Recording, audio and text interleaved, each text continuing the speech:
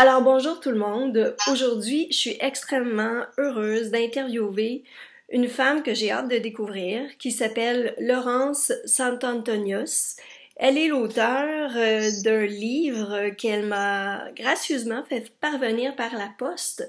Un livre qui s'appelle Libre à elle. Donc un titre que je trouve absolument magnifique. Et je voulais, dans le fond, faire une entrevue avec Laurence pour qu'elle nous parle de ce nouveau livre, de ce qui l'a motivé à écrire ce livre et du sujet plus précis du livre. Donc, bonjour Laurence. Bonjour. Merci de m'accorder cette entrevue.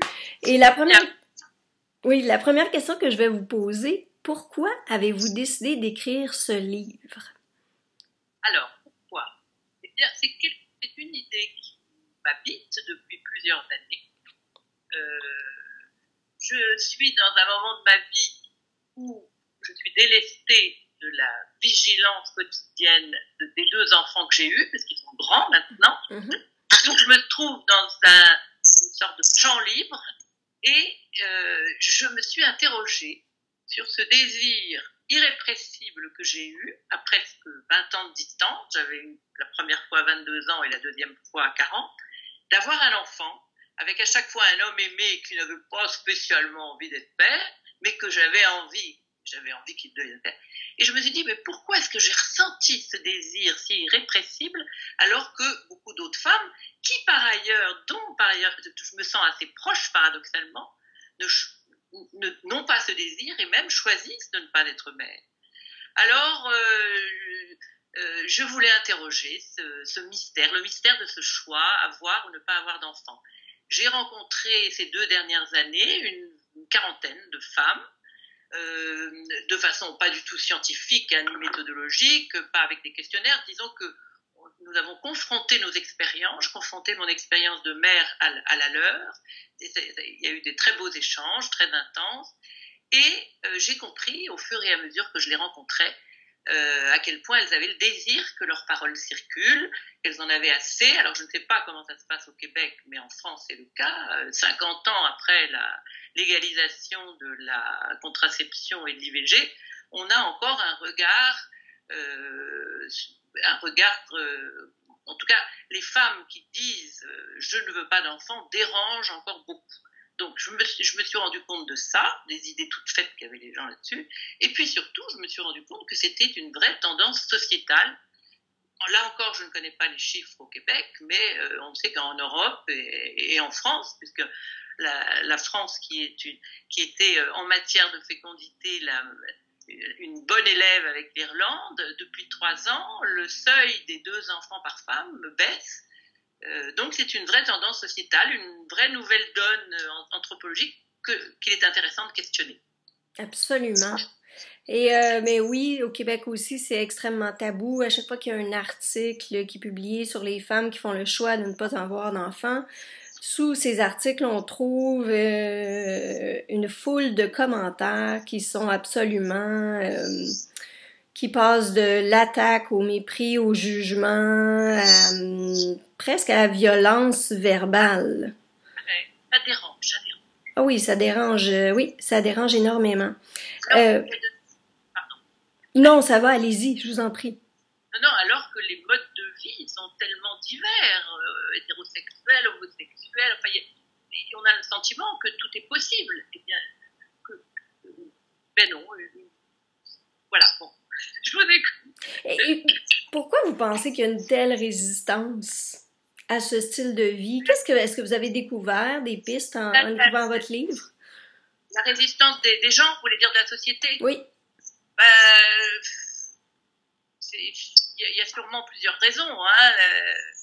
Les sociétés ont toujours pensé que les femmes devaient procréer, assurer la survie du groupe. Mais enfin, aujourd'hui, on n'en est pas là. La survie du groupe, elle est bien assurée. Je pense que je suis complètement stupéfaite de voir que effectivement, contrairement à un homme, on peut le considérer comme un être à part entière, indépendamment de son statut de père ou de mari. Mais une femme, non. Non. Voilà.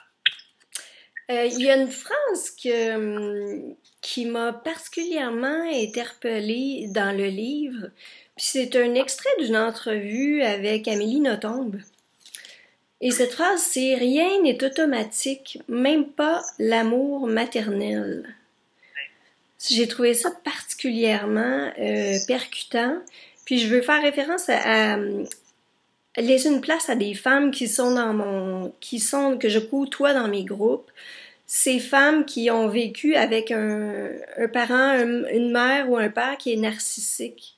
Donc, ces femmes-là connaissent vraiment et comprennent vraiment la profondeur de cette phrase, que cet amour maternel n'est pas automatique, puis on a l'impression que dans la société, qu'on croit que toutes les femmes ont spontanément peuvent plonger en elles dans ce puits d'amour maternel automatique qui est là, qui est présent, latent pour toutes les femmes. Qu'est-ce que vous en pensez? Est-ce que vous pensez que ce puits d'amour maternel est présent chez toutes les femmes? Non, je ne le pense pas. Et justement, à la faveur de ce livre, j'ai pu comprendre à quel point, parce que en dehors, j'interrogeais les unes et les autres, et puis je rencontrais des mères, et beaucoup me disaient que non seulement elles n'avaient pas spécialement désiré leur enfant, elles avaient plutôt suivi un chemin tout tracé, on rencontre quelqu'un, on se marie, on a des enfants, mais que certaines avaient eu beaucoup de mal, et pendant leur grossesse, et pendant la naissance. Mais c'est très peu politiquement correct, encore une fois, je ne sais pas comment c'est au Québec, mais en France, on parle vaguement de baby blues, oui, c'est difficile après la naissance, mais c'est un peu normal, ça va passer. Mais non, il y a des femmes qui le vivent très difficilement. Et je suis, moi, plutôt pour une approche culturaliste à la Simone de Beauvoir ou à Badinter, qui dit l'instinct maternel, ça n'existe pas vraiment chez les êtres humains. Ça existe chez les animaux, ça c'est sûr, mais on est des êtres de culture.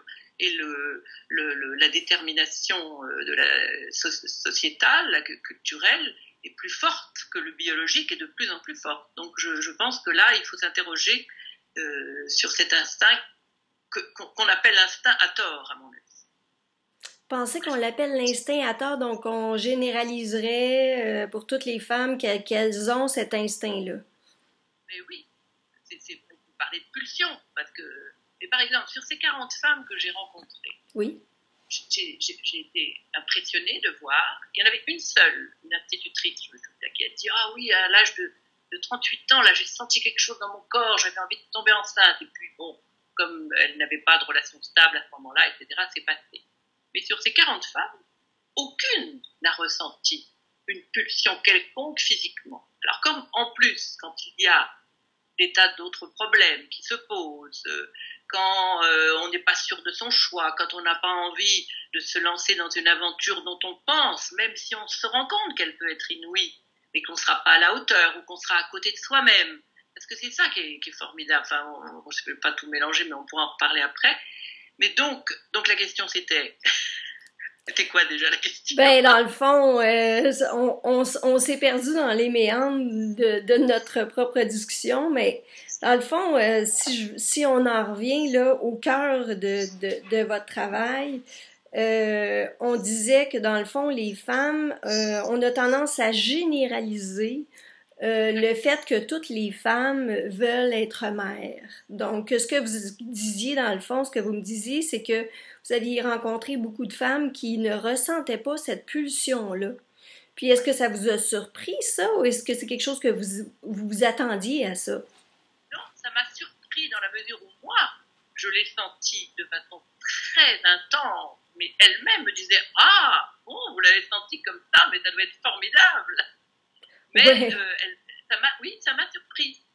Mais après, quand j'ai un petit peu demandé aux unes et aux autres, aux mères, à des mères, ce qu'elles avaient ressenti, elles m'ont dit, mais moi non plus, je n'ai pas ressenti vraiment de désir, mais je me suis dit, j'ai envie de créer, ça on peut comprendre, un foyer, avoir des enfants, mais je n'ai pas senti de désir physique. Oui, voilà. Puis Elisabeth Badinter en parle aussi, vous la citez, que c'est dans le fond que ce serait vraiment imprégné dans l'inconscient des femmes, toutes ces contraintes qui seraient des contraintes sociales, finalement, d'enfanter. C'est ça, c'est la contrainte sociale est plus importante. D'ailleurs, Elisabeth Badinter dit elle-même que dans les années 80, la mère nature est revenue comme si, par exemple, d'abord c'était des moments de crise économique, et puis ensuite les femmes, les filles se sont mises en rébellion contre ces 68 arbres qui étaient leur mère et qui étaient dans une grande liberté. Et du coup, la pression insidieuse de la société est revenue. Faites des enfants, c'est comme ça que vous serez épanouis. Par exemple, il y a un chiffre assez intéressant. Moi, quand j'ai eu mon fils, j'avais 22 ans. À ce moment-là, il y avait 35%, 36% des femmes qui allaitaient seulement. On les laissait tranquilles, on faisait ce qu'on veut. Puis c'est vrai que donner le biberon, malgré tout, ça permet de partager les choses avec son homme. Hein. Mais bon, pourquoi pas allaiter? Eh bien, dans l'année 80, il y avait 65% des femmes qui allaitaient. Donc on voit que, et avec une pression forte, c'est-à-dire celles qui n'allaitaient pas, elles étaient mal vues. Voilà. Incroyable. Donc, ouais. Vous parlez aussi dans votre livre donc de ces femmes, c'est un autre tabou, qui regrettent leur maternité. Oui. Vous parlez d'une étude aussi qui a été faite sur le sujet, un livre qui a été écrit. Oui, vous en aviez connaissance? Oui, j'avais entendu parler déjà de cette étude. Vous pouvez en parler aux femmes qui vont écouter l'entrevue? En tout cas, je sais que c'est un livre qui a été d'ailleurs traduit dans plusieurs langues, mais pas en France. En anglais, il a été traduit. C'est une étude assez impressionnante. Hein. C'est une israélienne, Orna Donat, qui, elle doit avoir, je crois, une quarantaine d'années. Elle ne veut pas d'enfant. Et puis, elle est dans une société israélienne où il y a une pression, mais encore plus forte qu'ailleurs. D'ailleurs, ils ont un taux de naissance très important. Ils en sont à 3,2 enfants par femme. Et j'allais dire, là-bas, les banques de sperme, la congélation d'ovocytes, tout ça, c'est au contraire très favorisé pour que toutes les femmes, pour des raisons de religion, de société, aient vraiment beaucoup d'enfants.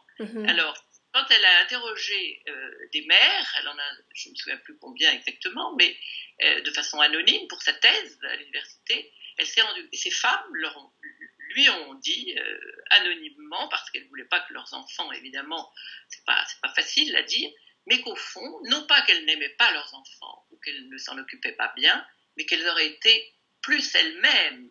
Elles sont passées à côté d'elles-mêmes en étant mères. Et elles regrettent d'être mères. Et ça, c'est très important, je pense. Et j'ai retrouvé ça chez les femmes que j'ai vues. C'est-à-dire, elles disent, ce que je disais tout à l'heure, c'est pas un problème de liberté, absence de contraintes, comme souvent disent les gens. Elles veulent pas d'enfants pour être tranquilles. Non, c'est une liberté intérieure, un besoin de cohérence avec soi-même et ne pas se lancer dans une aventure qu'on pourrait pas assumer de façon épanouie, justement. Et justement, on souligne pas, je trouve, assez le côté responsable de ces femmes-là. Ce sont des femmes responsables, les femmes qui choisissent de ne pas avoir d'enfants parce qu'elles sentent que ce n'est pas fait pour elles. Et cet aspect-là, je trouve, est vraiment pas mis de l'avant. On les dépeint davantage comme des femmes égoïstes ou centrées sur elles. Qu'est-ce que vous en pensez? Non, moi je pense qu'il y a même une sorte d'altruisme c'est-à-dire qu'elle se pose des questions, elle questionne. Voilà. Alors, on ne demande pas à une femme qui a des enfants, pourquoi vous avez eu des enfants? Non. Là, pourquoi? Alors, d'ailleurs, j'ai remarqué que mon cas était très apprécié par des hommes, d'ailleurs, jeunes hommes ou jeunes femmes de moins de 30 ans, c'est-à-dire des jeunes qui se posent la question, qui ont besoin de questionner la maternité. C'est plus automatique comme autrefois. Donc, ça les intéresse beaucoup parce qu'elles se disent, oui, on a besoin de réfléchir un peu. Bon, après, il y a beaucoup de choses qui arrivent et puis hop, on devient mère, c'est formidable. Mais on peut aussi faire plein d'autres choses très altruistes et très maternantes même d'ailleurs. Absolument. Donc cette réflexion-là, je pense qu'elle doit être faite, on doit prendre moins pour acquis ou moins essayer de se laisser influencer par la pression sociétale d'avoir des enfants à tout prix, mais vraiment se pencher sur faire une réflexion sur les raisons pour lesquelles on décide d'avoir des enfants. Et ça ne veut pas dire que ça va être choisir de ne pas en avoir. Peut-être que ça va juste amener de la lumière sur notre réflexion, puis justement faire des enfants pour des raisons qui sont vraiment réfléchies, qui sont vraiment et qui sont senties et en accord avec nous-mêmes. Cohérence avec toi. Après, ça n'est pas facile. C'est pour ça que j'ai une certaine admiration. C'est pas facile de faire ce choix. Parce que c'est justement la majorité des femmes, voilà, elles sont bien d'aller regarder dans la presse people, dans le showbiz, ces actrices qui se promènent avec leur bébé sur la hanche ou qui donnent généreusement leur sein devant les caméras. Alors, bon, on donne l'image comme si une femme qui n'est pas mère ne pouvait pas être épanouie, ce que je ne pense pas du tout. Je pense même que la société a besoin aussi de femmes qui n'ont pas d'enfants.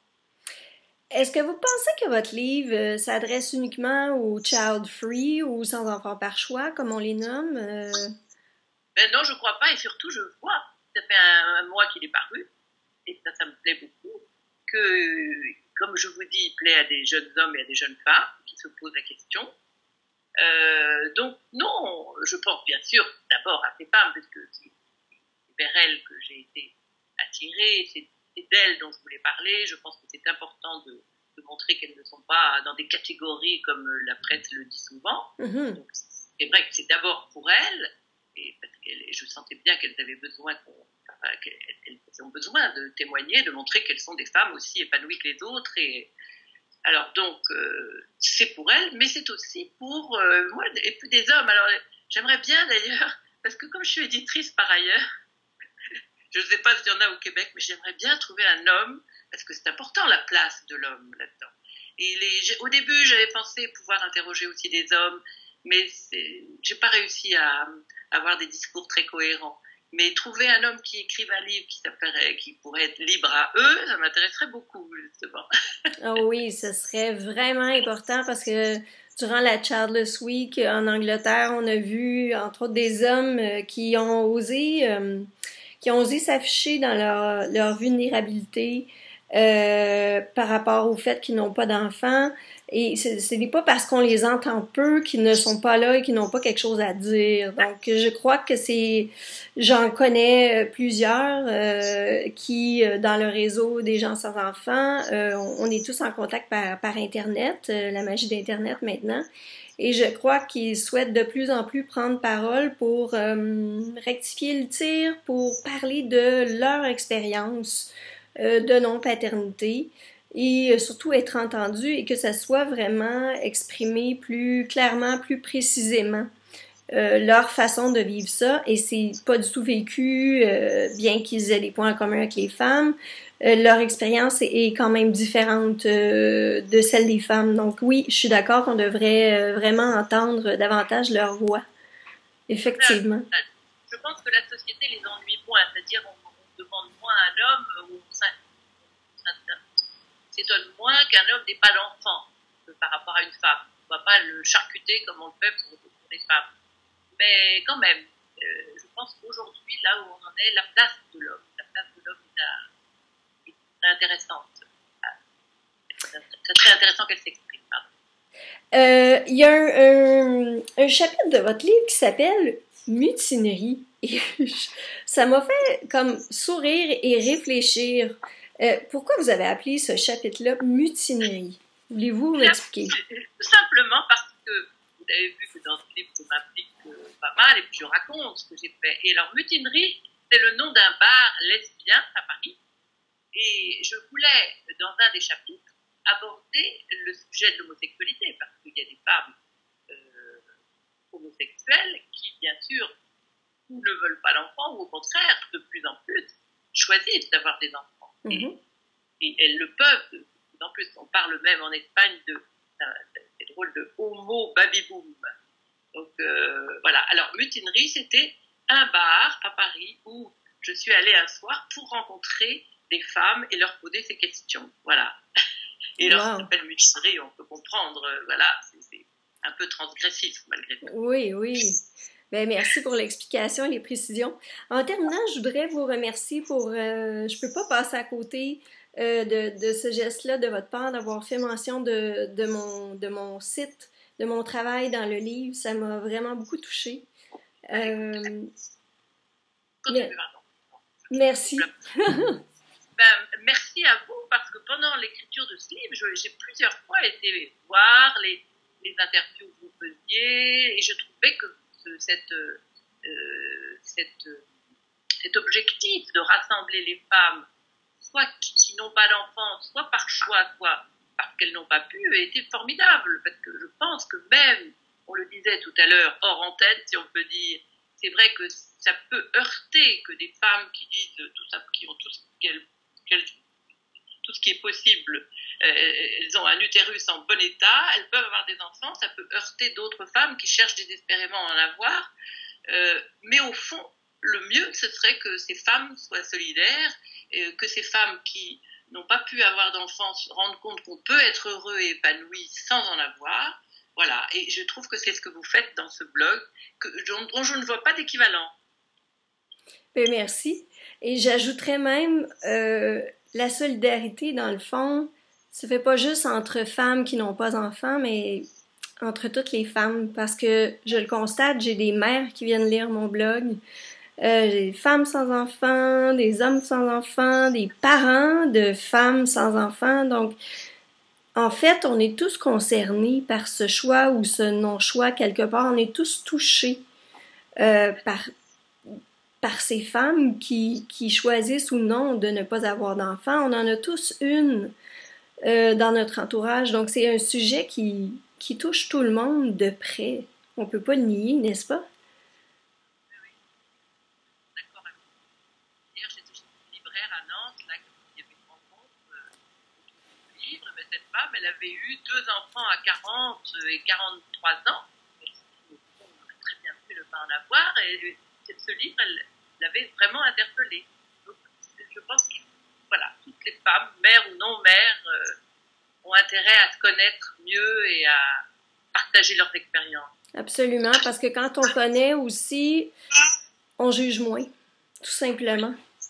Alors, je vous recommande ce livre « Libre à elle », un titre que je trouve absolument magnifique.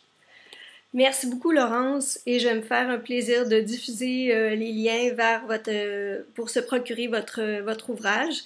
Et je vous souhaite une bonne suite et j'espère qu'on va rester en contact. Je vous remercie beaucoup. Ça m'a fait très plaisir de parler avec vous et de parler aux Québécois. Merci, au plaisir. Merci, au revoir.